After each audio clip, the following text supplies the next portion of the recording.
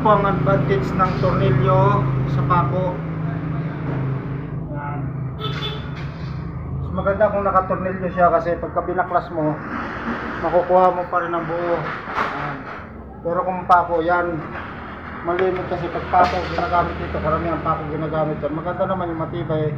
Problema lang pag binaklas, hindi naman nabubuo tulad na ganyan kasi mahirap ng sikwatan yung pako, mahirap bunutin. Pero kung nakatornilyo, napakadali lang mga kadiskarte. Sana may napulot yung tips o tutorial sa ating ginawang video. At sa mga may natutunan, paki-like and share na rin po, tapos paki-follow na rin po ang aking YouTube channel. Paki-follow